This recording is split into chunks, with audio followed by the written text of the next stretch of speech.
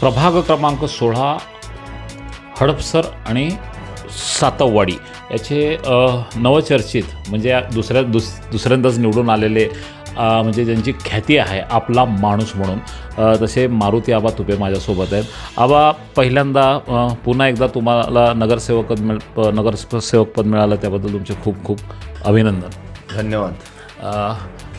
काय प्रतिक्रिया तुमची?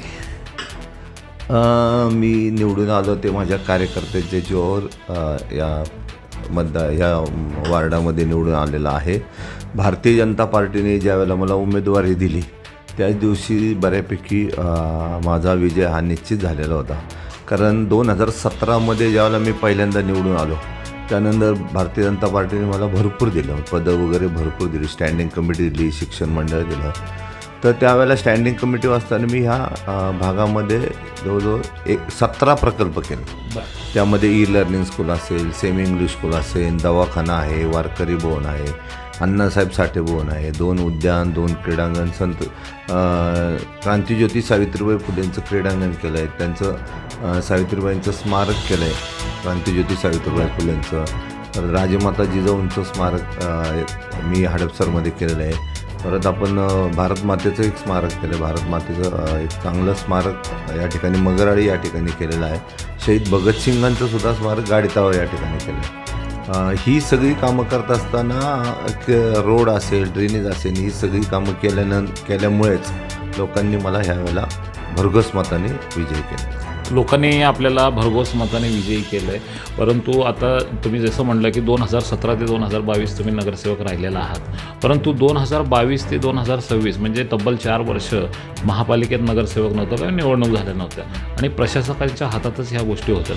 तर ह्या 4 वर्षामध्ये अशी काही कामं नडली आहेत असं वाटतं का? किंवा तुम्ही ज्यावेळेस लोकांमध्ये प्रचार करत होतात किंवा पदयात्रा करून लोकांच्या समस्या अजून जाणून घेण्याचा प्रयत्न केला होता, काय अशा प्रकारच्या तुम्हाला आता समस्या नाही, जरी तर प्रशासक होतं तरी अधिकाऱ्यांशी आपले चांगले संबंध होते. त्यामुळं आपण जे काही काम सांगाल तर त्या अधिकारी ते काम प्रकर्षाने करत होते. कारण शेवटी आपल्या स्वभावावर अवलंबून असतं की आपण अधिकाऱ्यांशी कशा पद्धतीने बोलतो ह्याच्यावर बरंचसं अवलंबून असतं. आणि जे माझे अर्धवट प्रकल्प होते तर मग आयुक्तांचं जे बजेट असतं, समजा ई लर्निंग स्कूलचं काम अर्धवट राहिलं होतं, सेमी इंग्लिश स्कूलचं होतं, दवाखान्याचं होतं, तर आयुक्तांकडे बसून दरवेळेला बजेटमध्ये ती कामं आपण टाकून घेत होतो. त्याच्यामुळे तशी काय अडचण आली. किरकोळ ड्रेनेजची वगैरे कामं ते तर इथं आपले जे उपायुक्त आहेत हडपसर क्षेत्रीय कार्यालयाचे तर त्यांना सांगून ती कामं आपण पूर्ण करत होतो.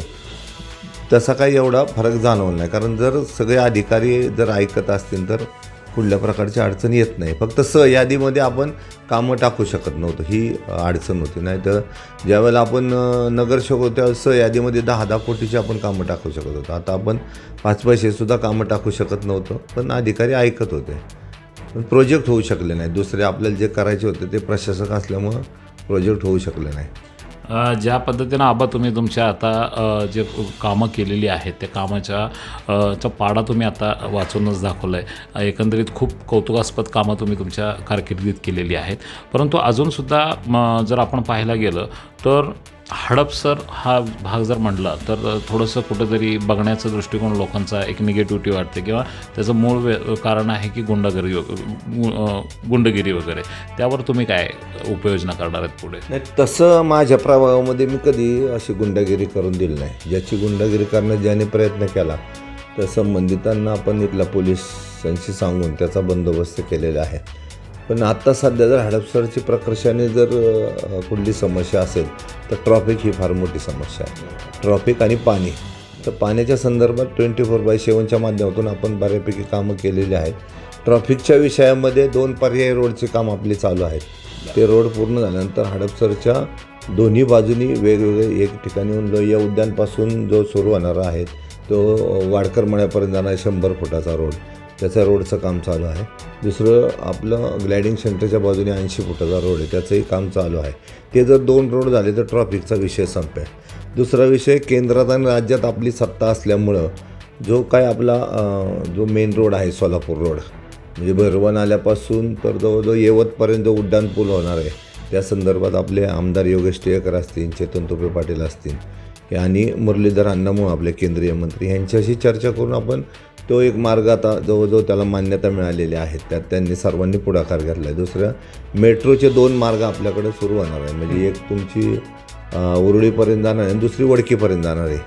तर ते सुद्धा ज्या वेळेला त्या पूर्ण होतील तर खऱ्या अर्थाने या भागाचा ट्रॅफिकचा विषय, वाहतुकीचा विषय हा नक्कीच संपलेला असेल. पण त्यासाठी मी ॲग्रेसिव्ह आहे.